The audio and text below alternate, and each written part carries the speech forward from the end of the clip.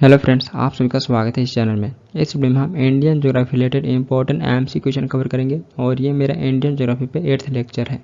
तो इससे पहले मैं 7 लेक्चर कवर कर चुका हूँ, तो आप उसे भी देख सकते हैं। मैं प्ले लिस्ट का लिंक आई बटन पे दे दूंगा। तो यहाँ पे हमारा फर्स्ट क्वेश्चन है, India's heist mountain peak is, Bharat की सबसे ऊँची पर्वत चोटी है। तो यहाँ पे आपको इंडिया का हाइस्ट माउंटेन पीक बताना है कौन सा है। तो option D that answer Godwin Austen. Godwin Austen ये इंडिया का हाइस्ट माउंटेन पीक है। तो K2 को ही गॉडविन स्टीन कहा जाता है। K2 को ही गॉडविन स्टीन के नाम से जाना जाता है।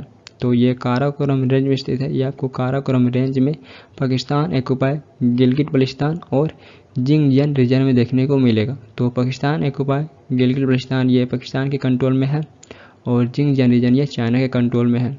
तो मैप में हम मार्क करें तो यहाँ पे आपको K2 देखने को मिलेगा। इस रीजन में K2 लोकेटेड है। तो यह हमारा हाइस्ट माउंटेन पीक है और ये 8,611 मीटर के साथ वर्ल्ड की सेकेंड हाइस्ट पीक है। तो ये 8,611 मीटर के साथ वर्ल्ड की सेकेंड हाइस्ट माउंटेन पीक है आफ्टर माउंट एवरेस्ट। तो ये माउंट एवरेस्ट के बाद वर्ल्ड की सेकेंड हाइस्ट माउंटेन पीक है। एंड फ्रेंड्स, ये चैनल आपके लिए हेल्पफुल है, तो आप अपना फीडबैक दे सकते हैं। इस चैनल को सब्सक्राइब कर सकते हैं फॉर मोर वीडियो एंड इस वीडियो को भी लाइक कमेंट एंड शेयर कर सकते हैं। और गॉडविन स्टीन ये हमारा हाइस्ट माउंटेन पीक है, लेकिन ये अनकंट्रोल एरिया में है। तो ये हमारे कंट्रोल में नहीं है, लेकिन ये हमारा हाइस्ट माउंटेन पीक है, यहाँ पे लोकेटेड है। नेक्स्ट है Kanchenjunga, the highest peak of the Himalayan range in India is located in which state. Bharat में हिमालय श्रृंखला की सबसे ऊंची चोटी कंचनजंगा किस राज्य में स्थित है। तो यहाँ पर आपको बताना है कंचनजंगा ये भारत में हिमालय रेंज की सबसे ऊंची चोटी भारत के किस राज्य में स्थित है। तो ऑप्शन है दैट आंसर सिक्किम। तो ये आपको सिक्किम में देखने को मिलेगा। तो ये नेपाल और इंडियन स्टेट सिक्किम के बीच में लोकेटेड है और कंचनजंगा ये वर्ल्ड की थर्ड हाईएस्ट माउंटेन पीक है आफ्टर माउंट एवरेस्ट और K2। तो ये माउंट एवरेस्ट और K2 के बाद वर्ल्ड की थर्ड हाईएस्ट माउंटेन पीक है। बात करें हाइट, तो कंचनजंगा का हाइट 8,586 मीटर है। तो ये वर्ल्ड की थर्ड हाईएस्ट माउंटेन पीक है और ये हिमालयन की सेकेंड हाईएस्ट पीक है आफ्टर माउंट एवरेस्ट। तो ये हिमालयन रेंज में सेकेंड हाईएस्ट पीक है माउंट एवरेस्ट के बाद और ये भारत की हाईएस्ट पीक है। तो K2 ये हमारा हाईएस्ट पीक है, लेकिन ये काराकोरम रेंज में स्थित है और कंचनजंगा ये हिमालयन रेंज में स्थित है। तो यहाँ पे आपसे पूछा जाएगा भारत में हिमालय रेंज की सबसे ऊंची चोटी कौन सी है, तो कंचनजंगा हो जाएगा। और ओवरऑल पूछा जाएगा तो उस कंडीशन में आपका आंसर होगा K2 गॉडविन स्टीन। तो ये दोनों फैक्ट इंपॉर्टेंट है, इसे नोट कर सकते हैं। नेक्स्ट है the longest glacier of India is, Bharat का सबसे लंबा ग्लेशियर कौन सा है। तो option C that answer Siachen glacier. Siachen glacier ये भारत का सबसे लंबा ग्लेशियर है। तो सियाचिन ग्लेशियर का लेंथ 76 किलोमीटर है। सियाचिन ग्लेशियर का लेंथ 76 किलोमीटर है। तो ये भारत का लॉन्गेस्ट ग्लेशियर है। और यहीं पे हम बात करें वर्ल्ड का, तो वर्ल्ड का नॉन पोलर एरिया में सेकेंड लॉन्गेस्ट ग्लेशियर है और हिमालय काराकोरम रीजन में ये सबसे बड़ा ग्लेशियर है और यहाँ से नुब्रा नदी ओरिजिनेट होती है। तो सियाचिन ग्लेशियर से नुब्रा नदी ओरिजिनेट होती है। तो ये एग्जाम में क्वेश्चन पूछे गए हैं और सियाचिन ग्लेशियर ये इंडिया का लॉन्गेस्ट ग्लेशियर है। तो ऑप्शन सी राइट आंसर है। नेक्स्ट है which the highest battlefield in the world, विश्व का सबसे ऊंचा युद्ध क्षेत्र कौन सा है। तो ऑप्शन डी दैट आंसर है सियाचिन ग्लेशियर।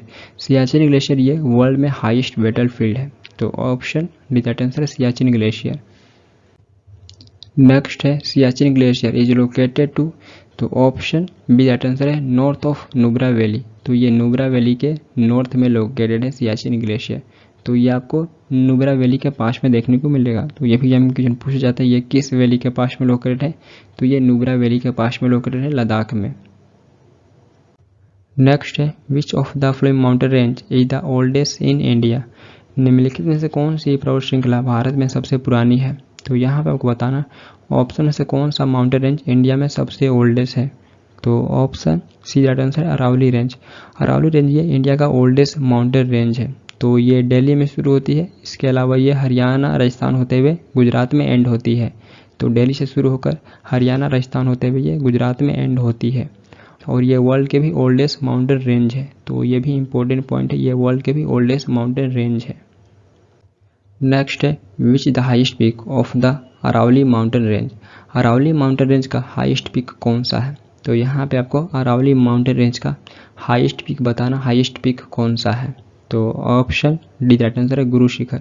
गुरु शिखर ये अरावली माउंटेन रेंज का हाईएस्ट पीक है। तो गुरु शिखर का हाइट 1722 मीटर है और ये आपको राजस्थान के माउंट आबू में देखने को मिलेगा। ये राजस्थान के माउंट आबू में लोकेटेड है। तो ये अरावली माउंटेन रेंज का हाईएस्ट पीक है। नेक्स्ट है the Patkai hills belong to which mountain range? Patkai hills किस माउंटेन रेंज से संबंधित है? तो option B that answer Purvanchal. Patkai hills ये पूर्वांचल से संबंधित है। तो पूर्वांचल को ईस्टर्न माउंटेन भी कहा जाता है। तो ये नॉर्थ ईस्ट इंडिया में हिमालय का एक सब माउंटेन रेंज है। तो पूर्वांचल रेंज ये नॉर्थ ईस्ट इंडिया में हिमालय का एक सब माउंटेन रेंज है।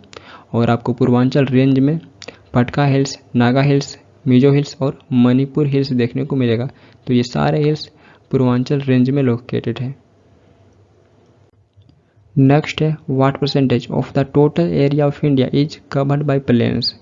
भारत के कुल क्षेत्रफल का कितना प्रतिशत भाग मैदानी भागों से कवर है? तो यहाँ पर आपको बताना भारत के टोटल एरिया का कितना परसेंट भाग मैदानी भागों से कवर है। तो ऑप्शन सी दैट आंसर 43%। तो आपको 43% में मैदानी भाग देखने को मिलेगा।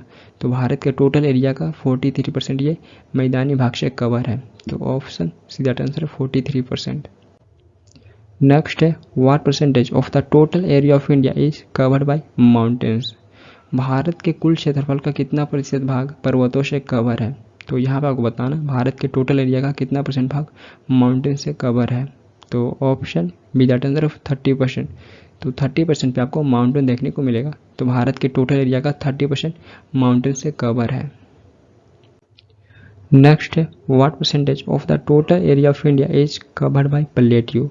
भारत के कुल क्षेत्रफल का कितने प्रतिशत भाग पर पठार है?